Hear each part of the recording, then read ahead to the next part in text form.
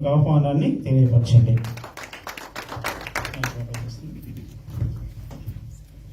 హల్లెలూయా. దేవుని నామానికి మహిమ కలుగును గాక. కూడి వచ్చిన సహోదరులందరికీ కూడా ప్రత్యేకమైన వందనాలు తెలియపరుస్తున్నానండి. ఎలా ఉన్నారండి? మేము కూడా బాగున్నామండి. దేవుని కృప వల్ల, మరి మీ ప్రార్థన వల్ల మన సేవా పరిచర్యలు దేవుడు ముందుకు తీసుకెళ్లేటట్లు మీ అనుదిన ప్రార్థన జ్ఞాపకం చేసుకోండి. మరి అధ్యక్షులు చేస్తున్న మరి పెద్దలు చింతా రవి వర్మ గారికి ప్రత్యేకమైన వందనాలు తెలియపరుస్తున్నాను. అలాగే మరి అవకాశం ఇచ్చిన కమిటీ బిడ్డలకు, అలాగే చక్కటి మ్యూజిషియన్స్ వాయిస్తున్న మ్యూజిషియన్స్కి, చక్కటి ప్రత్యేక పాటలు పాడిన బిడ్డలకు, అలాగే కోయిల పాటలు పాడిన బిడ్డలకు, స్త్రీల సహవాసం వారికి అందరికీ కూడా మరి కూడికి తరపున ప్రత్యేకమైన వందనాలు తెలియపరుస్తున్నాను. పిల్లారా, మరి పరిస్థితులు అనానుకూల పరిస్థితుల్లో ఉన్నప్పటికీ, వాతావరణం మనకి సహకరించినప్పటికీ, మరి దేవుడు మనకి మంచి ఆరోగ్యాలు ఇచ్చి మరి ఆయన సన్నిధికి రావడానికి కృప చూపించాడు. మరి ఆయనకే లెక్కలేస్తులు స్తోత్రాలు చెల్లించబద్దులమై ఉన్నాము. మరి రాని బిడ్డల కొరకు మనం ప్రార్థన చేసే వారంగా ఉన్నాము. అనారోగ్యంగా ఉన్న బిడ్డల కొరకు ప్రార్థన చేద్దాం. మరి దేవుడు ఈ ఆరాధన అంతట్లో దేవుడు మనకు సహాయం చేసేటట్లు ప్రార్థనాపూర్వకంగా కనిపెట్టి ఉందాము.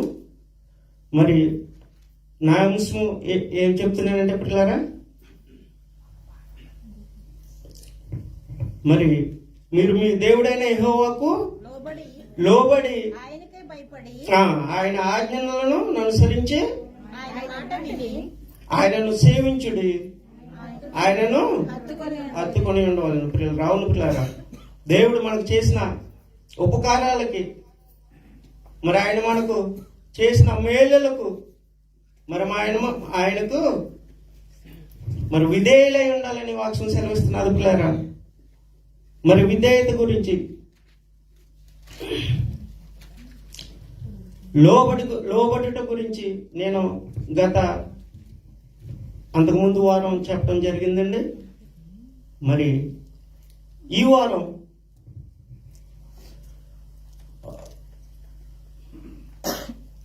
రాజులు 2వ రాజులు 5:1 వచనంలో ఒకసారి చదువు సహాయం చేస్తారా?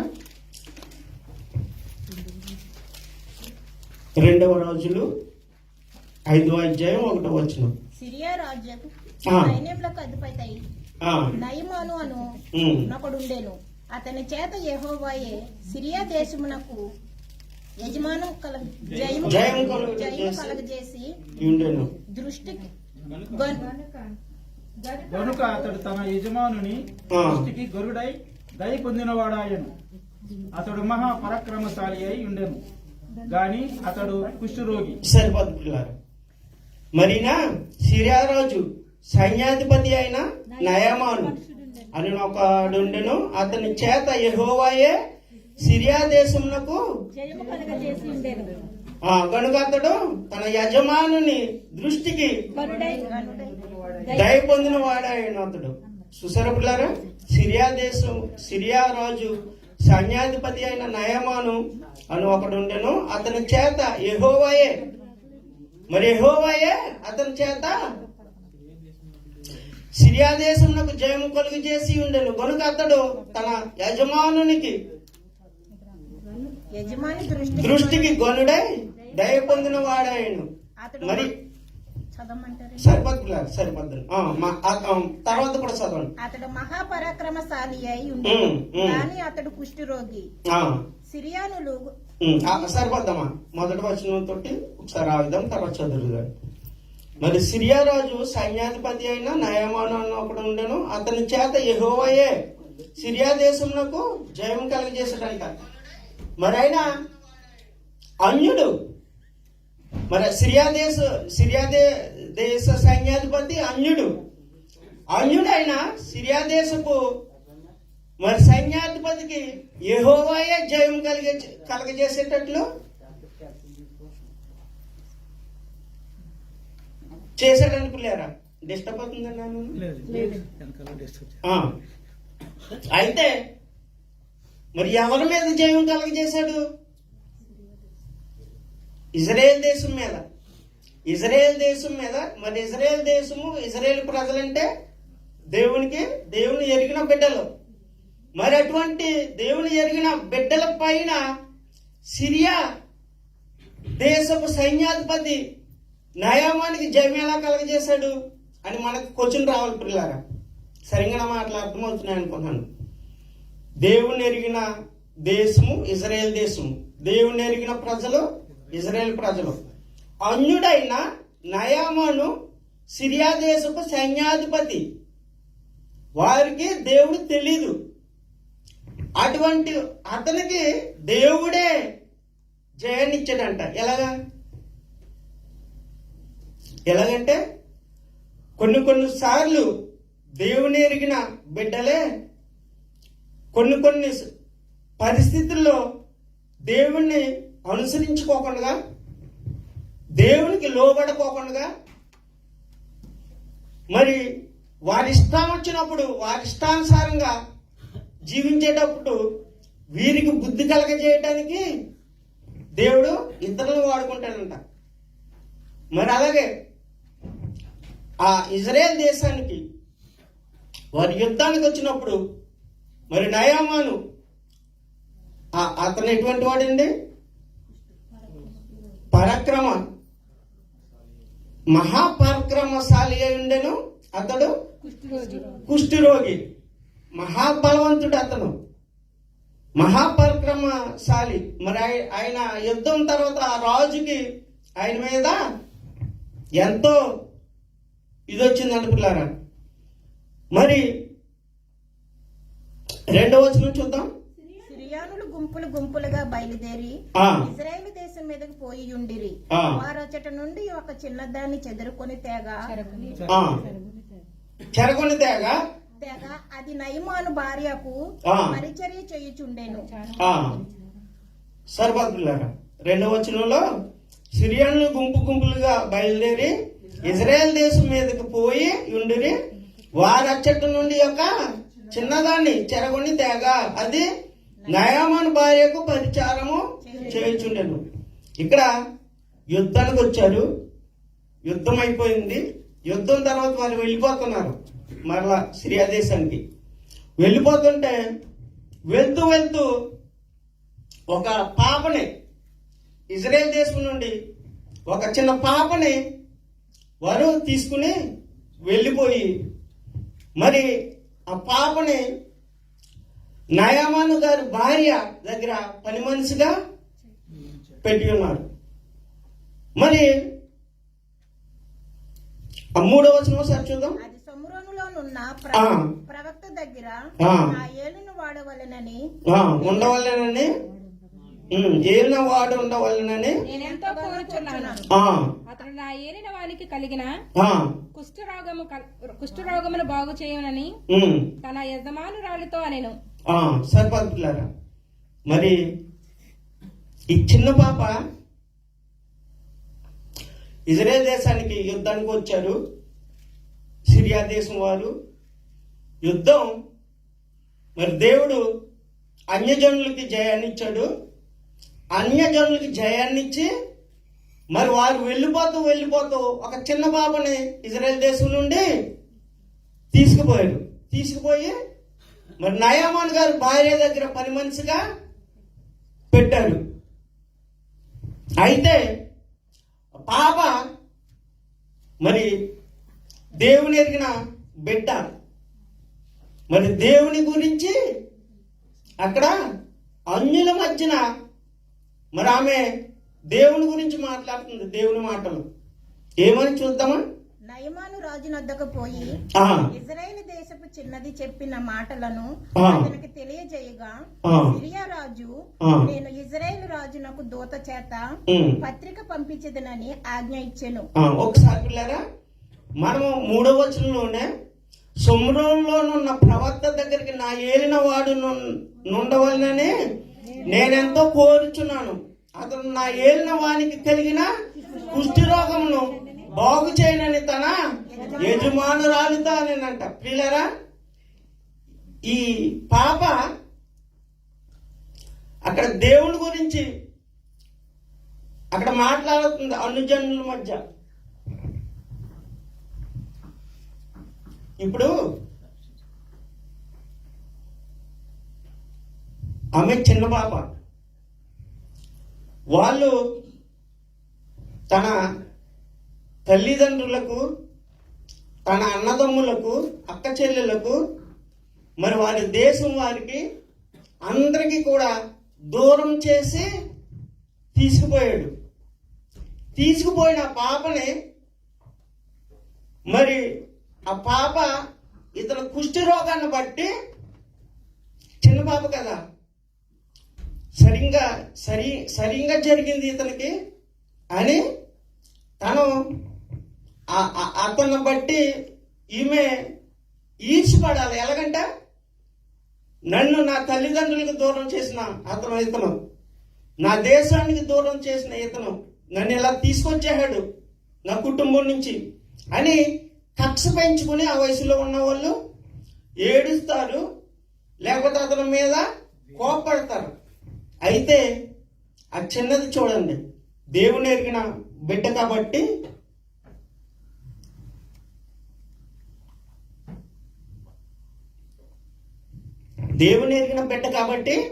దేవుని గురించి, దేవుని మహిమను అక్కడ గణపరచాలనే ఒక ఉద్దేశం చెప్పిన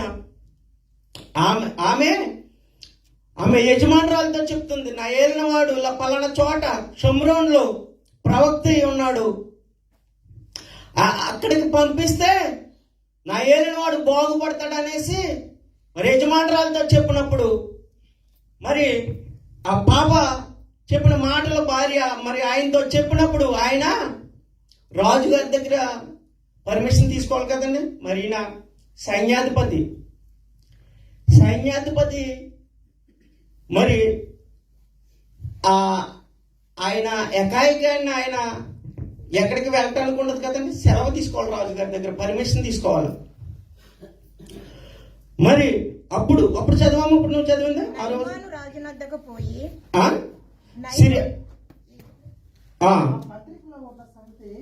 అలా కదా 5వ వచనం. ఎస్, నేను ఇశ్రాయేలు రాజునకు దూత చేత పత్రికను పంపించదనని ఆజ్ఞ ఇచ్చాను కనుక అతడు 20 మణుగుల వెండియు 1,20,000 రూపాయల బంగారమును 10 దుస్తుల బట్టలను తీసుకొని పోయి ఇశ్రాయేలు రాజునకు పత్రికను అప్పగించెను. ఆ పత్రికలో ఉన్న సంగతి ఏదనగా, నా సేవకుడైన నయమానునకు కలిగిన కుష్ఠరోగమును నీకు బాగు చేయవలనని ఈ పత్రికను అతని చేత నీకు పంపించి ఉన్నాను. సరిపోతున్నారా? మరి నయమాన్ గారు రాజు వద్దకు పోయి ఇశ్రాయేల్ దేశపు చిన్నది చెప్పిన మాటలను అతన్ని తెలియజేయగా, మరి రాజుగారు నయమాన్ గారు రాజుగారి దగ్గరికి వెళ్ళి, ఇశ్రాయేల్ చిన్నది నాకు ఇలా చెప్పింది, మరి నేను ఇలాగా మీరు సెలవు ఇప్పిస్తే నేను వెళ్ళి ఆ దైవజనుడి దగ్గర నేను వెళ్తానని ఆయనతో చెప్పినప్పుడు, ఆగు, నువ్వు అలాగ వెళ్ళవద్దు అనేసి నేను అక్కడ ఇశ్రాయేల్లో ఉన్న రాజుకు నేను లెటర్ పంపిస్తాను, పర్మిషన్ తీసుకుంటాను, ఆ తర్వాత నువ్వు వెళ్దిగాని అనేసి ఆయన రాజుకి ఇక్కడికి పత్రిక పంపించడానికి పిల్లారా. మరి 6వ వచనం, ఆ పత్రికలో ఉన్న సంగతి ఏదనగా 6వ వచనం చూద్దాం. కలిగిన కుష్ఠరోగమును 6వ వచనం అండి. ఆ పత్రికలో ఉన్న సంగతి ఏదనగా, నా సేవకుడైన నయమానుకు కలిగిన కుష్ఠరోగమును నీవు బాగు చేయవలనని ఈ పత్రికను చేత నీకు పంపించి ఉన్నాను. ఇశ్రాయేలు రాజు ఈ పత్రికను చదివి వస్త్రములు చింపుకొని చంపుటకును బ్రతికించుటకును నేను దేవుడనా, ఒకనికి కలిగిన కుష్ఠరోగమును మార్పుమని నా యొద్దకు ఇతడు పంపుటేమి నాతో మనకు కారణము, అతడు ఎట్లు వెతుకుచున్నాడో మీరు ఆలోచించడని. సరిపోతున్నారా? మరి ఇక్కడ రాజుగారు మరి సిరియా రాజు పత్రిక పంపించినప్పుడు ఇజ్రాయెల్ రాజు గారికి, ఇజ్రాయెల్లో ఉన్న రాజుగారు ఆ పత్రికను చదివి మరి ఆయన భయపడ్డాడంట. ఏమని? మరి ఆయన కుష్ఠరోగాన్ని పోగొట్టడానికి నేనేమన్నా దేవుణ్ణా అని అతను ఆల్రెడీ ఒకసారి వచ్చి ఇక్కడ యుద్ధం చేసి వెళ్ళాడు. యుద్ధం చేసి వెళ్ళిన తర్వాత ఈ ఉత్తరం మరలా పంపేటప్పటికి ఆయనకి మరలా గొడవ ఏ విధంగా పెట్టుకుందామా అనే ఒక యోచన కారణంతో నాకు రాశాడు. కానీ కుష్ఠరోగం గురించి నాకు రాయటం ఏంటి లెటరు? యుద్ధం మరలా యుద్ధానికి రావడానికి, యుద్ధం సిద్ధపడటానికి, గొడవ పెట్టడానికి వెతుకుతున్నాడు మళ్ళా కారణము అనేసి ఈయన బట్టలు చింపుకుంటున్నాడంట మరి ఈ రాజుగారు. అయితే ఈ రాజుగారికి తెలియంది ఏంటంటే మరి ఇజ్రాయెల్ దేశంలో మరి గొప్ప ప్రవక్తలు ఉన్నారు. ఆ ప్రవక్తల ద్వారాగా మరి దేవుడనే యెహోవా వారి ద్వారాగా కార్యాలు చేస్తున్నాడు అనే సంగతి రాజుగారికి తెలియదు. మరి ఈయన బట్టలు చింపుకోవటం అక్కడ వెంటనే మరి ఆ ప్రవక్త తెలిసిందంట పిల్లలు. 7వ వచనం ఇశ్రాయేలు రాజు తన వస్త్రములు చింపుకున్న సంగతి దైవ సేవకుడైన ఎలీషాకు వినబడినప్పుడు నీ వస్త్రములు నువ్వు ఎందుకు చింపుకుంటువి? ఇశ్రాయేలు ప్రవక్త ఉన్నాడని అతను తెలియబడినట్లు అతని యొద్దకు రమ్మని ఆ రాజు నాకు వర్తమానము చేసెను. చూసారా పిల్లరా, ఈ ఇజ్రాయేల్లో ఉన్న రాజు గారికి మరి యెహోవా దేవుడు గురించి ఆయన ప్రవక్తల్ని వాడుకుంటున్న విధానం గురించి రాజుగారికి తెలియలేదు. మరి ఈయన మరి ఆ లెటర్ను చూసి మరి మరలా గొడవగా రావడానికి సిద్ధపడుతున్నారని అనుకుంటున్నాడే కానీ ఇక్కడ ప్రవర్తలు ఉన్నారు, ఈ ప్రవర్తల ద్వారాగా ఈ కార్యాలు జరుగుతున్నాయని ఈ రాజుగారికి తెలియలేదు పిల్లారా. అప్పుడు నయమాను గుర్రములతోనూ వచ్చి ఎలీషా ఇంటి ద్వారం ముంద నిలిచి ఉండగా ఎలీషా యోర్దాను నదికి పోయి 7 మారులు స్నానము చెయ్యము, నీ ఒళ్ళు మరలా బాగై శుద్ధుడగుదువని అతనితో చెప్పుటకు ఒక దూతను పంపనండి పిల్లారా. ఇక్కడ ఏంటంటే 9వ వచనంలో నయమాను గుర్రములతోనూ రథములతోనూ వచ్చి ఎలీషా ఇంటి ద్వారము ముందర నిలిచి ఉండగా మరి ఇక్కడ ఇజ్రాయేల్ రాజుగారితో ఇజ్రాయేల్ రాజు తన వస్త్రములు చింపుకున్నప్పుడు సంగతి దైవజనుడైన ఎలీషాకు వినబడినప్పుడు అతడు నీ వస్త్రములు ఎందుకు చింపుకుంటున్నావు, అతన్నే నా దగ్గరికి పంపించు అని అన్నప్పుడు ఆ రాజుగారు మరి నయమాన్ని మరి ఈ ఎలీషా దగ్గరికి పంపించినాడు అనుకున్నారా.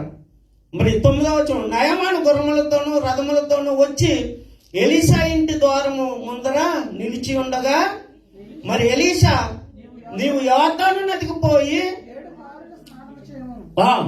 నీ ఒళ్ళు మరలా బాగై నువ్వు శుద్ధుడు అవుదవని అతనితో చెప్పుటకు ఒక దూతను పంపెను. సరిపోతులారా మరి ఏమన్నాడండి, కనీసం అతన్ని చూడన్నా చూడలేదంట, అతని దగ్గర కూడా వెళ్ళలేదంట. మరి ఎలీషా గారు ఏం చేశారండి, అతను వచ్చిన వాడిని గుమ్మం దగ్గర ఉండగానే మరి ఒక దూతను పంపించి నువ్వు యోర్దాను నదికి వెళ్ళి 7 మారులు ములుగు, అక్కడ నువ్వు స్వస్థపడతావు అని చెప్పి ఉన్నాడంట. మరి వెంటనే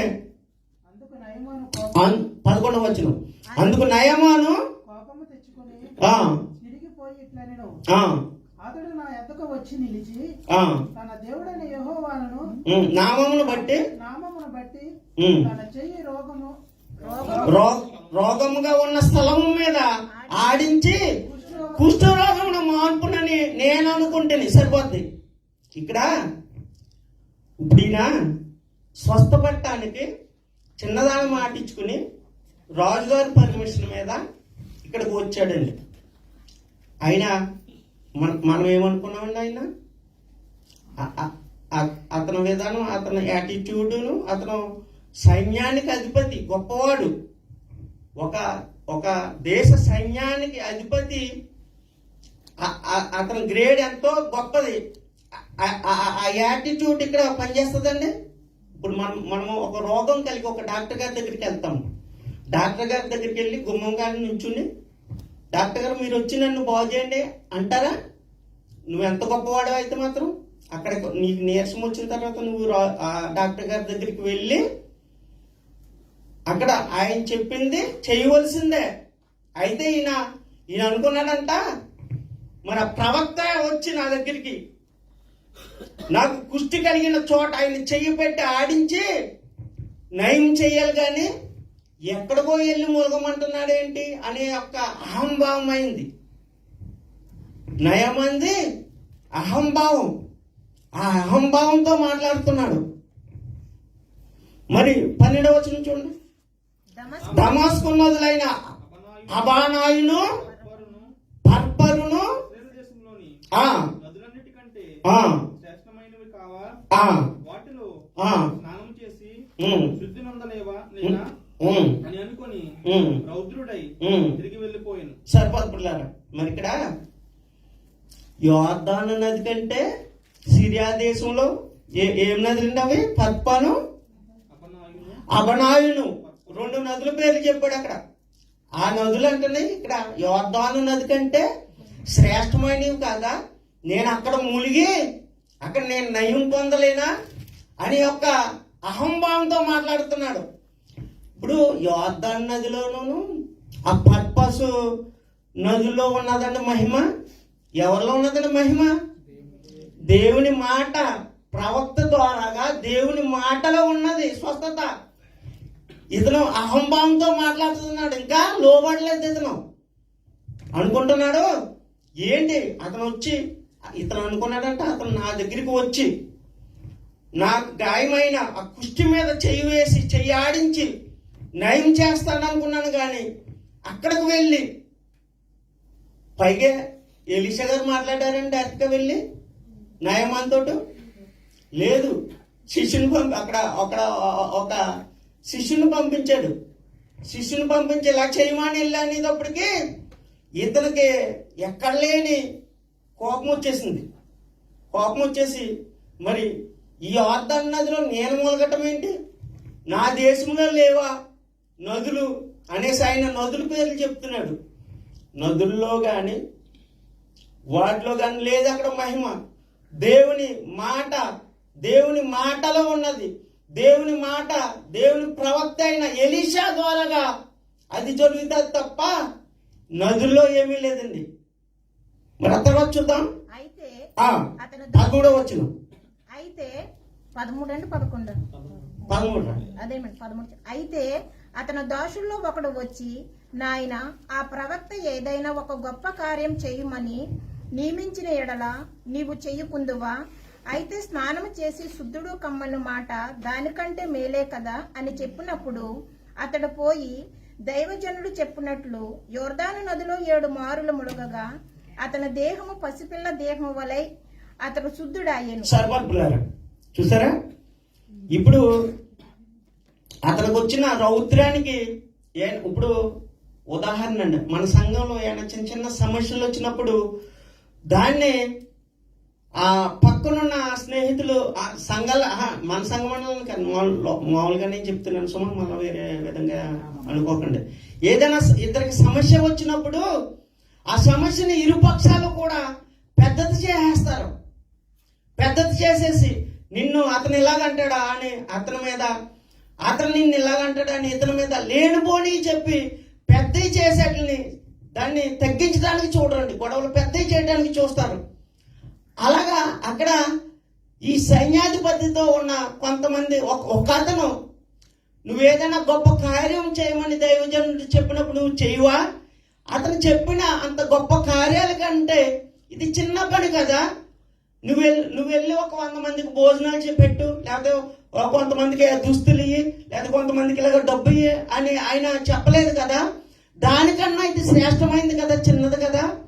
ఆ మాట వింటే నువ్వు స్వస్థత పొందుతావేమో ఒకసారి ఆలోచించు అన్నప్పుడు అతను అంగీకరించాడు. పిల్లారా, అంగీకరించి 7 మార్లు యోర్దాను నదిలో 7 మార్లు మునిగినప్పుడు అతని శరీరము పసిపిల్ల శరీరం వల్లే వచ్చేసిందంట. పిల్లారా చూడండి, మనం కూడా వాక్యము అన్నీ తెలుస్తాయి. కొన్ని కొన్ని విషయాల్లోనూ మనము అక్కడక్కడ చిన్న చిన్న తప్పులు చేసేస్తాము. వాక్యంలో ఎలా ఉన్నదో అలా ఖచ్చితంగా పాటించాలి. అక్కడ ఆయన మాటకి విధేయులై కంపల్సరీ మనం పాటించేవారిగా ఉండాలి పిల్లారా. అప్పుడు అతడు తన పరివారముతో కూడా ఆ దైవజనుని యొద్దకు ఆ. తిరిగి వచ్చి ఆ. అతని ముందర నిలిచి ఆ. చింతగించుము. ఆ. ఇశ్రాయేలులో నన్ను ఉమ్, దేవుడు తప్ప ఉమ్. లోకమంతటి యందును ఉమ్. మరి యొక్క దేవుడు లేడని ఆ. నేను ఎరుగుదును. ఆ. ఇప్పుడు నీవు ఉమ్. నీ దాసుడునైనా నా యొద్దకు బహుమానము తీసుకోవలసిందని అతనితో చెప్పగా సరిపోద్దు పిల్లారు, సరిపోద్దు. ఒకసారి అండి, ఇతడు శుద్ధుడవాడండి.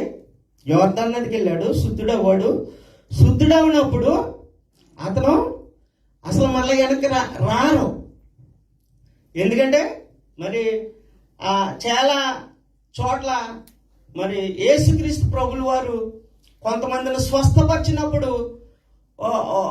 వారు 10 మందిని స్వస్థపరిస్తే ఒక్కడే తిరిగి వెనక్కి వెళ్ళాడు. కనమా 90 అనేసి అడిగిన పరిస్థితులు. అలాగా ఇతను శుద్ధుడైనప్పుడు అసలు వెళ్ళిపోవాలి. వెళ్ళకోకుండా అతను మరలా తిరిగి పరివారంతో కూడా కలిసి మరలా ప్రవక్త దగ్గరికి వచ్చాడు పిల్లారా. ఈసారి ప్రవక్త దగ్గరికి వచ్చినప్పుడు ముందు వెళ్ళినప్పుడు ద్వారం దగ్గర నిలబడ్డాడు. ఈసారి వెళ్ళినప్పుడు డైరెక్ట్ గా ఎదరకుండగా మరి దైవజనుడు ఎదరకుండగా వెళ్ళి నిలబడ్డాడు. అంటే అతను ఎంత లోబడ్డాడో చూడండి. ప్రవక్తకి ఈయన అన్యుడు ఒక చిన్న మాట చెప్తే మాట పట్టుకుని వచ్చిన ఇతను అన్యుడు. దేవుడు అంటే తెలీదు, దేవుడు ప్రవక్తలు అంటే తెలీదు. నిజానికి కూడా మరి అక్కడ సిరియా దేశంలో అనేక మాంత్రికులు ఉంటారు. ఆ రోజుల్లోనూ అనేక మాంత్రికులు. ఎందుకంటే వీరు డబ్బు కలిగిన వారు, వీరు ధనవంతులు, రాజు దగ్గర ఒక పొజిషన్ లో ఉన్న మరి మంచి పొజిషన్ లో ఉన్న అతను అక్కడ వారి దగ్గరికి వెళ్ళకోకుండా చిన్నదాని మాట ఇచ్చుకుని అతను ఇక్కడికి ఇజ్రాయెల్ దేశం, వారు ఆల్రెడీ ఇజ్రాయెల్ దేశాన్ని ఓడించి ఉన్న దేశం మీదకి వారు మరలా వచ్చారు. మరి ఆత్మీయంగా వారు శారీరకంగా వారు దేవుడు వారికి గెలుపునివ్వచ్చు, కానీ మరి నిజమైన ప్రవక్త, నిజమైన దేవుడు, ఇజ్రాయేల్ దేవుడు అని ఇక్కడ ప్రూవ్ అయింది. ఇక్కడ మరి దేవుని దగ్గరికి వచ్చి ఆయన దేవుని సేవకుల దగ్గరికి వచ్చి ఆయన నయం పొందిన తర్వాత యాక్చువల్లీ అసలు వారు అన్యులు కాబట్టి వాళ్ళు తిరిగి వెళ్ళిపోవాలి. వెళ్ళకోకుండా అతను లోబట్టం చూడండి. లోబడటం అంటే ఇదే. అతను మరలా తిరిగి వచ్చి ఆయన ముందరకు వెళ్ళి మరి నీ దేవుడైన అసలు ప్రపంచంలో ఇటువంటి దేవుడు ఎక్కడ లేడు, నిజమైన దేవుడు మీ దేవుడే అని అక్కడ సాక్ష్యం ఇస్తున్నాడు. చూడండి పుట్టిలారా, ఒకసారి చదువుదాం. ఇజ్రాయేలులోనున్న దేవుడు తప్ప లోకమంతటి యందున్నను మరి యొక్క దేవుడు లేడని నేను ఎరుగుదును. ఇప్పుడు నీవు నీ దోషుడునైనా నా యొద్ద బహుమానము తీసుకోవలసిందని అతనితో చెప్పగా ఎలీషా ఎవరి సన్నిధిని నేను నిలవబడి ఉన్నాను, ఇజ్రాయేలు దేవుడైన ఆ యెహోవా జీవము తోడు నేనేమియూ తీసుకొనను అని చెప్పాను.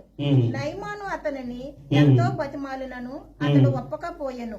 అప్పుడు యెహోవాకు తప్ప దహన బలినైనను మరి ఏ బలినైనను ఇతరమైన దేవతలకు నేనికను అర్పింపను. 2 కంచెర గాడిదలను మోయుపాటి మన్ను నీ దాసుడైన నాకు ఇప్పించకూడదా అనేసి అడిగారు పిల్లారా. మరి ఈయన రాజుగారి దగ్గర పనిచేస్తున్నాడు. ఒక రాజుగారి దగ్గర పనిచేస్తున్నాడు ఈయన. మరి సైన్యాధిపతి రాజే కదండి, దేశానికి రాజు. వారి దగ్గర ఈ పనిచేసేవారు, వీళ్ళంతా సైనికులంతా పనిచేసేవారే. మరి నా యజమానుడు మ్రొక్కుటకు రిమ్మోను గుడిలోకి 18వ వచనం ఒకసారి చూద్దాం. నా యజమానుడు మ్రొక్కుటకు రిమ్మోను గుడిలోకి చొచ్చి నా చేతి మీద ఆనుకొనినప్పుడు నేను రిమ్మోను గుడిలో నమస్కారం చేసిన ఎడలా రిమ్మోను గుడిలో నేను నమస్కారం చేసిన సంగతిని గూర్చి యెహోవా నీ దాసుడినైన నన్ను క్షమించును గాక అని నయమాను చెప్పగా, చూసారా ఈయన ఎంత లొంగిపోయాడో దేవునికి, ఎంత విశ్వాసం కనపరుస్తున్నాడో, ఎంత లోపడ్డాడో. ఇప్పుడు రాజుగారికి తెలీదు ఇజ్రాయేలు దేశం యొక్క యెహోవా గురించి. మరి రాజుగారు ఒక రిమోను గుడిలోకి వెళ్ళి రిమోను దేవతని పూజిస్తాడు. మరి రాజుగారితో సైన్యాధిపతి వెళ్ళాలి కదండి, సైన్యాధిపతి వెళ్ళాలి. ఈయన ఇక్కడ ఏమన్నాడు, ప్రపంచంలో నీ ఇజ్రాయేల్లో ఉన్న నీ యెహోవా దేవుని మించిన దేవుడు ఇంకెక్కడా లేడన్నాడు. అయితే రాజుగారితో రాజుగారు అయితే అన్యుడు, ఆయన వేరే గుడిలోకి వెళ్తాడు. అతనితో సైన్యాధిపతిగా ఈయన వెళ్ళాలి. వెళ్ళినప్పుడు అక్కడ నేను ఒకవేళ నమస్కారం చేయవలసి వస్తే దాన్ని బట్టి నీ దేవుడని యెహోవా నా మీద కోప పడకూడదు, నన్ను క్షమించమని ఇక్కడ ప్రాధాన్యపడుతున్నాడు. పిల్లరా, అంతా ఆయన అంత నమ్మకం కలిగింది ఆయనకి దేవుని మీద. మరి 19వ వచనం సార్ చూద్దాం. నెమ్మది కలిగి ఆ. కొమ్మని అతనికి సెలవిచ్చాను. అతడు ఎలీషా యొద్ద నుండి వెళ్ళి కొంత దూరం సాగిపోయాను. సరే, తర్వాత అంతటా దైవజనుడైన ఎలీషా సేవకుడకు గెహాజీ లేనుడైన ఆ. ఈ నయమాన్ని తీసుకుని వచ్చిన వాటిని ఆ. అంగీకరించుటకు ఆ. నా యజమానికి ఆ. మనసు లేకపోయాను గాని ఆ. యెహోవా దేవునితోడు ఉమ్. నేను పరిగెత్తుకుని పోయి ఉమ్. అతని కలుసుకుని ఉమ్. అతని యొద్ద ఉమ్. ఏదేళ్ళు తీసుకుందననుకుని ఉమ్. నయమాన్ని కలుసుకునేటకై పోవుచుండగా ఉమ్. నయమాను తన వెనక నుండి ఉమ్. పరుగులు వచ్చుచున్న వాణిని చూచి ఉమ్. తన రథం మీద నుండి దిగి ఉమ్. వారిని ఎదుర్కొని ఉమ్. క్షేమమా అని అడిగాను. ఉమ్. అందుకు ఉమ్. అతడు క్షేమమే అని చెప్పి సరిపోతున్నారు. ఒకసారి అర్థమే, ఇక్కడ మరి సిరియా దేశం నుండి వచ్చి ఒక అన్యుడు, సిరియా దేశం నుండి వచ్చి ఒక అన్యుడు దేవుణ్ణి తెలుసుకున్నాడు. సరిగా గమనించిన మాటలే, సిరియా దేశం నుంచి వచ్చిన ఒక సైన్యాధిపతి నయమను దేవుని ఎరగిన బిడ్డ వచ్చి ఇక్కడ దేవుని అంగీకరించి స్వస్థత పొంది ఇక్కడ తిరిగి వెళ్ళి ఈయన ఎలీషా గారు ఒక బహుమానం కూడా తీసుకోలేదు. ఆయన వెండి తెచ్చాడు, బంగారం తెచ్చాడు, వస్త్రాలు తెచ్చాడు. అసలు నా జీవం గల దేవుని మీద ఒట్టు, నాకు అసలు ఏమీ వద్దన్నాడు. సరిగా గమనించండి, అవి ఏమీ వద్దన్నాడు. అవి ఏమి తీసుకోకపోతే దేవునికి మహిమ, అది తీసుకోపోవటం వల్ల దేవునికి మహిమ. అయితే ఆ మహిమను ఇప్పుడు ఈయన ఎలీషా దగ్గర ఎవరున్నారండి? గెహాజీ, ఎలీషా శిష్యుడు. మీరు సరిగా గమనించాలి, ఏలియా గారి దగ్గర శిష్యరికం చేసిన వారు ఎవరు? ఎలీషా. ఎలీషా మరి ఏలియా మరి ఆరోహణమైపోయినప్పుడు ఈయన రెండంతల ఆత్మ పొందుకుని ఆయన తర్వాత సెకండ్ ఈయన ఎలీషా ప్రవక్త వాడు. ఎలీషా దగ్గర ఉన్న మరి గెహాజీ నెక్స్ట్ ప్రవక్త. గెహాజీనే ఎలీషా తర్వాత ఏం కోల్పోయాడు ఒకసారి చూద్దాం. అన్యుడైన నయమాను వచ్చేమో ఇక్కడ స్వస్థత పొంది తిరిగి వెళ్తున్నాడు. ఆయన గురించి ఇంకా నేను లాస్ట్ లో ఇంకా మాట్లాడతాను. ఆయన గురించి ఇప్పుడు అసలు పాజిటివ్ మాట్లాడుతున్నాం, కానీ ఆయన గురించి నెగిటివ్ కూడా కొంచెం మాట్లాడాలి. అలాగా గెహాజీ దగ్గర, ఎలీషా దగ్గర ఉన్న గెహాజీ ఇప్పుడు ఆయన దగ్గరికి పరిగెడుతున్నాడు, నయమాన్ దగ్గరికి. నయమాన్ ఇవన్నీ తిరిగి తీసుకుని రిటర్న్ వెళ్ళిపోతున్నాడు, ఎలీషా గారు తీసుకోలేదు కాబట్టి. అయితే ఇతని దృష్టి సాతాను ఆకర్షించేసింది. వెంటనే పరుగులను వెళ్తున్నాడు. పరుగులను వెళ్తుంటే మరి నయమాన్ వెనక్కి చూసి ఏంటి ఈయన ఇలా పరిగెట్టుకుని వస్తున్నాడు ఏంటని ఆగినప్పటికి అంత క్షేమమేనా అనేసి 2 సార్లు అడిగిన, అంత క్షేమమే. అయితే ఆ వచనం చూద్దామండి. నా యజమానుడు ఎన్నో వచనం? నా యజమానుడు ఆ, నా చేత వర్తమానము పంపి ఆ, ప్రవక్త శిష్యుల్లో ఆ, ఇద్దరు ఆ, యవ్వనులు ఆ. ఎఫ్రాయిము ఆ. మన్యాము నుండి నా యొద్దకు ఇప్పుడే వచ్చిరి ఆ, గనుక ఉమ్. నీవు వారి కొరకు 2 మానుగుల వెండియు ఆ. 2 దుస్తుల బట్టలను ఆ. దయచేయమని ఉమ్. సెలవిచ్చుచున్నాడ నేను సరిపో చూసారండి, ఇక్కడ అబద్ధం ఆడుతున్నాడండి. మరి గెహాజీ మరి సాతాను చేత ఆకర్షించబడిపోయాడు, అతను ఆత్మీయతను కోల్పోయాడు. ఆత్మీయత లేనివాడేమో ఆత్మీయత పొందుకుని మరలా తిరిగి జయం పొందుకుని వెళ్తున్నాడు.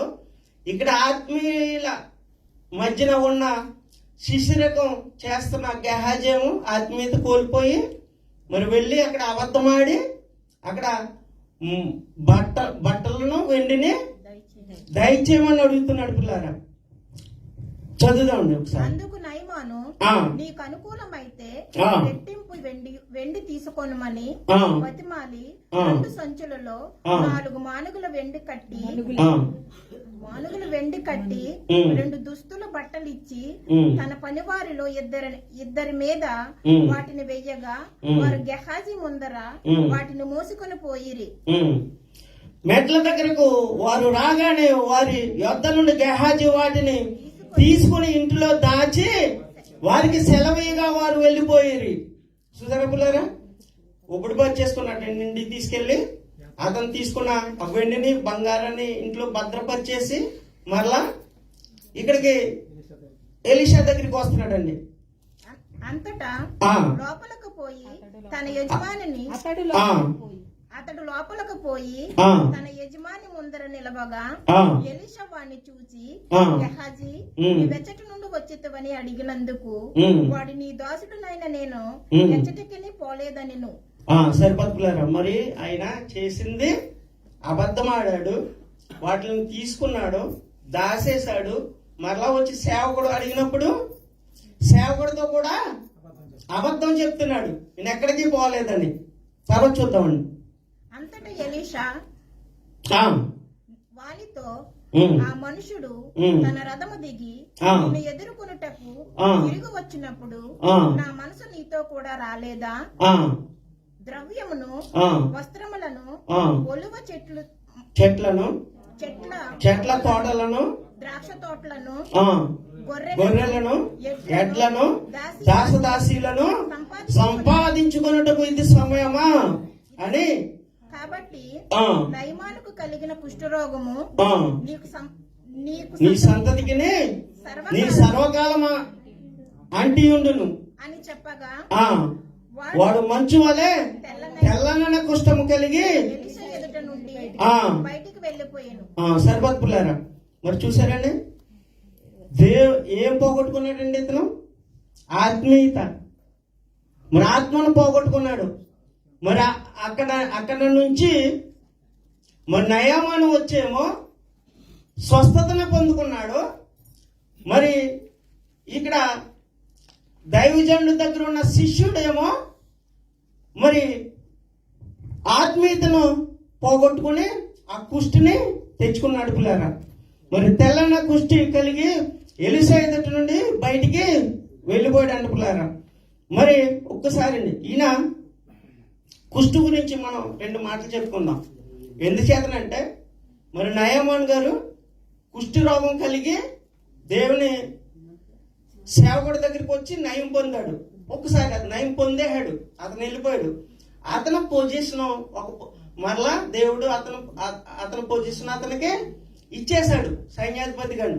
మరి నిజంగా కూడా ఆయన వచ్చి నేనే నదిలో ములగటం ఏంటి, నేను అతని మాటలు వినటం ఏంటి, నాకు లేవని నదులు, నేను నా దేశంలో ములగలేనా అని తిరస్కరిస్తే గనక అతను మరలా కుష్టి రోగంతో మరి కుష్టి కలిగిన వారు మనకు బాగా తెలుసు, అనేక అధ్యాయుల్లో మనం చదివాము.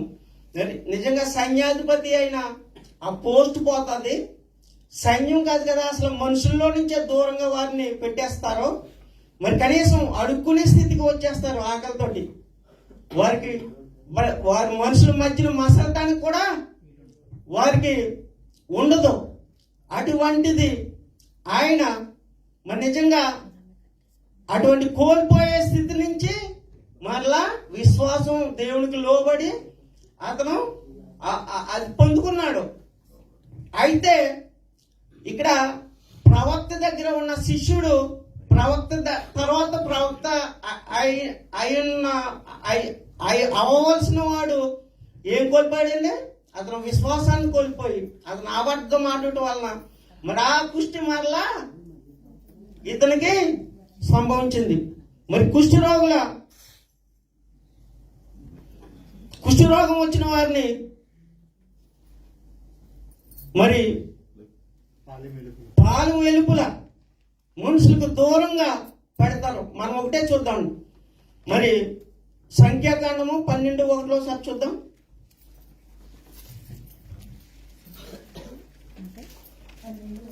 మోషే ఆ ఆ పెళ్లి చేసుకుని ఉండెను. ఆ గనుక ఉమ్. మన పెళ్లి చేసుకునిన ఆ ఆ స్త్రీని పెట్టి బిలాము, అహరోనులు మనకు విరోధముగా మాట్లాడిరి. ఆ సరే. ఆ మోషే చేత ఆ మాత్రమే ఆ యెహోవా పలికించెనా? ఆ ఆయన మా చేతను పలికింపలేదా అని చెప్పుకొనగా మాట ఆ విని ఆ మాట వినెను. ఆ మోషే ఆ భూమి మీద ఉన్న వారందరిలో ఆ మిక్కిలి సాత్వికుడు. ఆ యెహోవా ఆ మీరు ఆ ముగ్గురు ఆ ప్రత్యక్షపు గుడారమునకు రండని ఉమ్ హఠాత్తుగా ఉమ్ మోసే అహరోను మిరియాములకు ఆజ్ఞాపించెను. ఉమ్ ఆ ముగ్గురు రాగా ఉమ్ యెహోవా ఉమ్ మేఘస్తంభములో దిగి ఉమ్ ప్రత్యక్షపు గుడారం యొక్క ఉమ్ ద్వారం వద్ద నిలిచి అహరోను మిరియాములను పిలిచెను. ఉమ్ వారిద్దరూ రాగా ఉమ్ ఆయన ఉమ్ నా మాటలు వినిడి. ఉమ్ మీలో ప్రవక్త ఎండిన ఎడల ఉమ్ యెహోవానకు నేను దర్శనమిచ్చి ఉమ్ అతడు నన్ను ఉమ్ తెలుసుకున్నట్లు ఉమ్ కలలో అతనితో మాట్లాడదును. ఉమ్ నా సేవకుడైన మోషే ఉమ్ అట్టివాడు కాడు. ఉమ్ అతడు నా ఇల్లంతటిలో నమ్మకమైన వాడు. ఉమ్ నేను గూఢభావములతో కాదు ఉమ్ దర్శనమిచ్చి ముఖాముఖిగా అతనితో మాట్లాడుతును.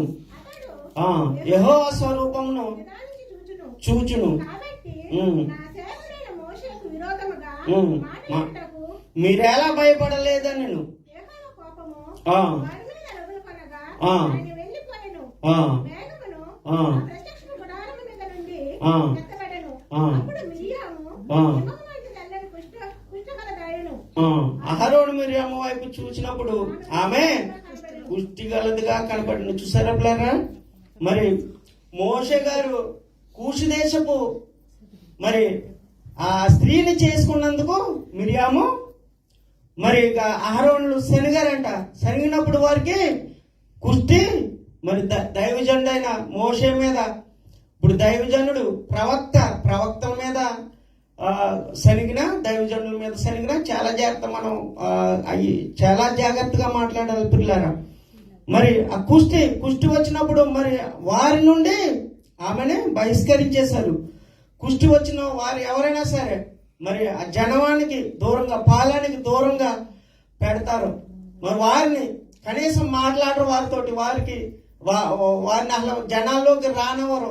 అటువంటి కుష్టిని నయం చేసుకుని అతను వెళితే అన్యుడు మరి ఇతనేమో దేవుని ఎరిగిన సేవకుడి దగ్గర ఉండి ఇతను కుష్టి తెచ్చుకున్నాడు. పిల్లారా, మనం కూడా దేవుని అంగీకరించిన వారము.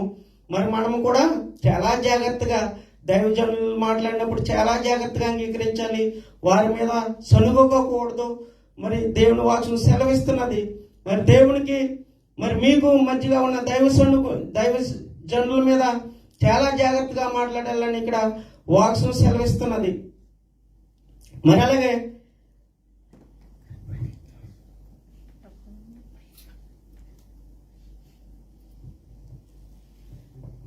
లోబడుట గురించి మనం మాట్లాడుకుంటున్నాం కదండి. ఒకసారి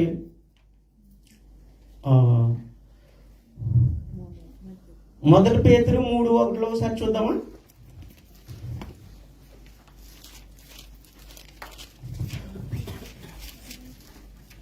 అటువలే స్త్రీలారా మీరు మీ పురుషులకు లోబడి ఉండుడి. అందువలన వారిలో ఎవరైనా వాక్యమునకు అవిధేయులైతే వారు భయముతో కూడిన మీ పవిత్ర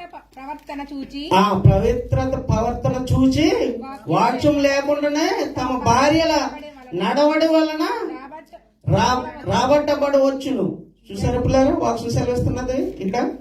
అలాగే మరి లోబట్టం, స్వపురుషులకు లోబడి ఉండి అని వాక్యం సెలవిస్తున్నది ఇక్కడ. మరి అలాగే 7వ వచనం కూడా చూద్దామా. అటువలనే పురుషులారా జీవమును కృపావరములో ఆ మీ భార్యలు మీతో పాలిన వారై ఉన్నారని ఎరిగి ఎక్కువ బలహీనమైన ఘటమని భార్యను సన్మానించి మీ ప్రార్థనలకు అభ్యంతరము కలుగకుండానట్లు జ్ఞానము చొప్పున వారితో కాపురం చేయడాన్ని ఇక్కడ వాక్యం సెలవిస్తున్నారు పిల్లరా. మరి పురుషులు స్త్రీలకి లోబడి ఉండాలి, స్త్రీలు కూడా మరి పురుషులకి లోబడి ఉండాలి. మరి వాక్యం సెలవిచ్చిన రీతిగా లోబట్టం గురించి ఇక్కడ వాక్యం సెలవిస్తున్నది.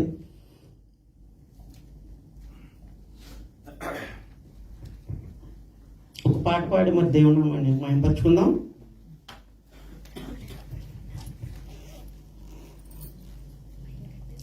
ఎటు చూచినా యుద్ధ సమాచారాలు, ఎటు చూచినా కరువు భూకంపాలు, ఎటు చూచినా యుద్ధ సమాచారాలు, ఎటు చూచినా కరువు భూకంపాలు, ఎటు చూచినా దోపిడీ దౌర్జన్యాలు, ఎటు చూచినా ఎన్నెన్నో అత్యాచారాలు. ఓ సోదరా, ఓ సోదరి, రాకడ గురుతులని తెలుసుకోవా. తినుటకు త్రాగుటకు ఇది సమయమా, తినుటకు త్రాగుటకు ఇది సమయమా. ఎటు చూచినా యుద్ధ సమాచారాలు, ఎటు చూచినా కరువు భూకంపాలు.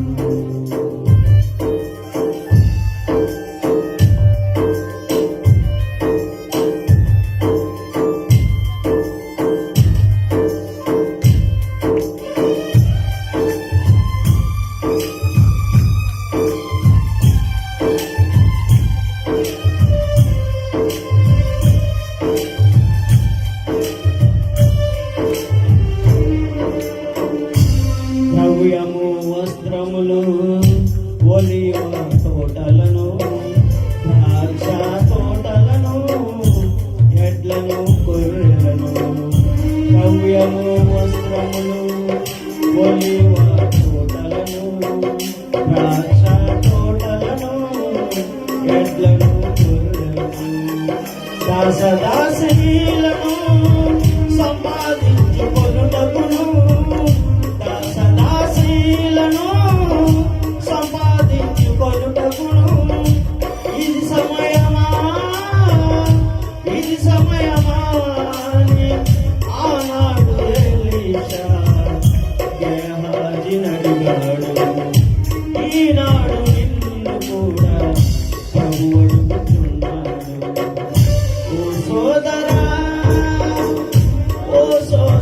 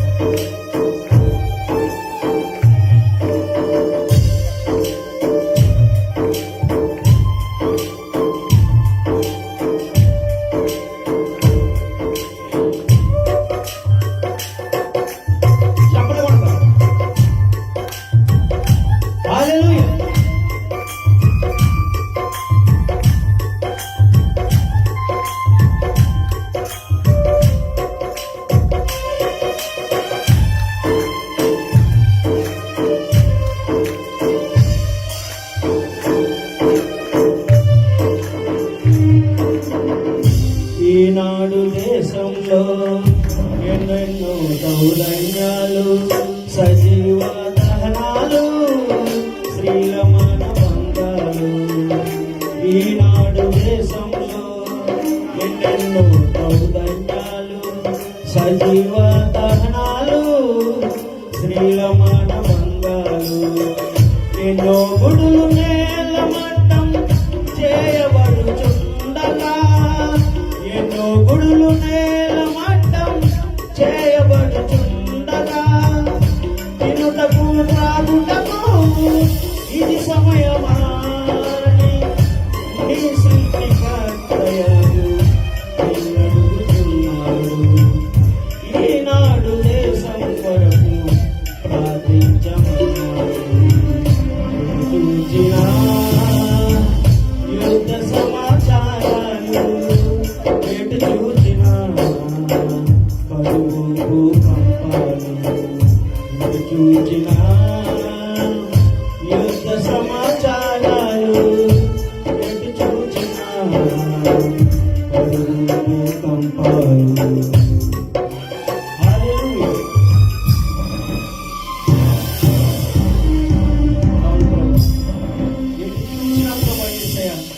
దేశం మీదకి దేశం ప్రభా యేసయ్య, మనుషుల మీదకి మనుషులు ప్రభా యేసయ్య. ప్రశాంతత లేదు ప్రభా యేసయ్య, మీకు లోబడే మనుషులు లేరు ప్రభా యేసయ్య. నువ్వు ప్రభా యేసయ్య మీరే కృప చూపించిన ప్రభా, మీకు వందనాలు ప్రభా. అవును ప్రభా, మరి యేసయ్యకు ప్రభా నయమాను ప్రభా యేసయ్య, మరి అన్యుడు ప్రభా యేసయ్య, మరి మిమ్మల్ని ఎరిగి మరి మీలాంటి దేవుడు ప్రపంచంలో ఎక్కడ లేడని గొప్ప సాక్షిగా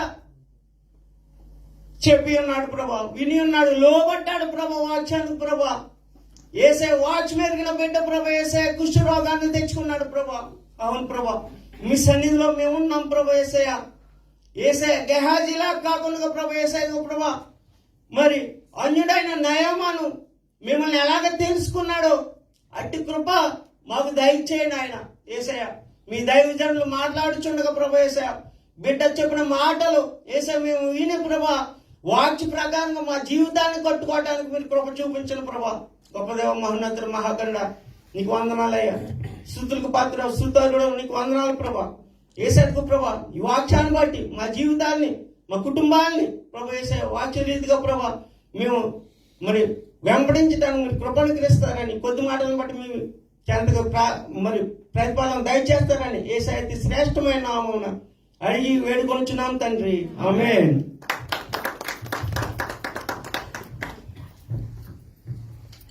దేవునికి స్తోత్రం కలుగును గాక.